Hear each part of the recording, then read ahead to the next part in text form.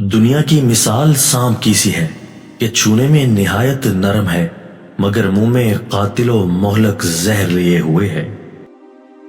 بعض لوگ دھوکہ کھا جاتے ہیں اور سمجھتے ہیں کہ ہمارا بدن کتنا ہی دنیا میں مصروف رہے مگر ہمارا قلب دنیا سے فارغ اور خالی رہتا ہے۔ یاد رکھو کہ یہ شیطانی وسوسہ ہے۔ بھلا کوئی شخص دریا میں چلے اور پاؤں نہ بھیگے، یہ کیسے ہو سکتا ہے؟ دنیا کی مثال کھارے پانی کی سی ہے کہ جتنا پیتے جاؤ گے پیاس اتنی بڑھتی جائے گی۔ بھلا جو چیز ایک دن تم سے چھوٹ جانے والی ہے اس میں مصروف ہونا اگر اپنے رنج کا سامان کرنا نہیں تو اور کیا ہے؟ اللہ تعالیٰ نے اپنی رضامندی کو اپنی اطاعت میں چھپا رکھا ہے، لہذا کسی عبادت کو چاہے کتنی ہی چھوٹی کیوں نہ ہو حقیر نہ سمجھو۔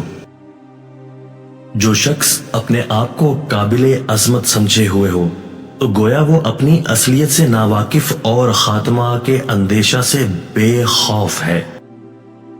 اگر تم کو دنیا کی طلب ہوگی اور ضرورت سے زیادہ دنیا کمانے کی تدبیروں میں لگے رہو گے، ضروری بات ہے کہ پریشان رہو گے اور دین کو ہاتھ سے کھو بیٹھو گے۔ اگر کوئی عالم گناہگار کو دیکھے تو اس کے سامنے علم کی وجہ سے جھک جائے اور اس کے گناہ کا خیال نہ کرے، کیونکہ علم کی بڑی فضیلت ہے۔ خوب یاد رکھو کہ یہ نفس کی مکاری اور ہیلا جوئی ہے کہ شیطان نے اس ڈھرا پر چھوڑ دیا ہے کہ میاں خدا کو ہمارے گناہوں کی پرواہ ہی کیا ہے، وہ بڑا غفور الرحیم ہے۔ دنیا کی محبت کا علاج صرف یہ ہے کہ تم تنہائی میں بیٹھ کر سوچا کرو کہ آخر دنیا کی جانب مجھ کو اس قدر توجہ اور آخرت سے روح گردانی کیوں ہے؟ اگر خلوت میں فکر کرو گے تو سمجھ میں آ جائے گا کہ سوائے جہالت اور غفلت کے کوئی وجہ نہیں ہے۔ قوت عقل میں اگر اعتدال ہوتا ہے تو انسان مدبر و منتظم اور ذکی و سمجھدار ہوتا ہے۔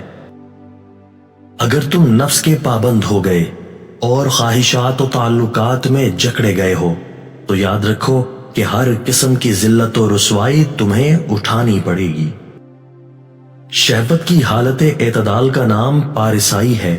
نامردانگی صرف اس وقت پیدا ہوتی ہے جب شہوت اپنی حد اعتدال سے بڑھ جائے۔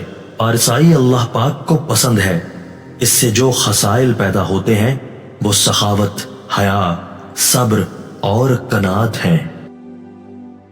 دنیا کی محبت اور ایسی بلا ہے کہ جس سے شاذ و نادر ہی کوئی شخص محفوظ ہوگا، حالانکہ یہی تمام گناہوں کی جڑ ہے۔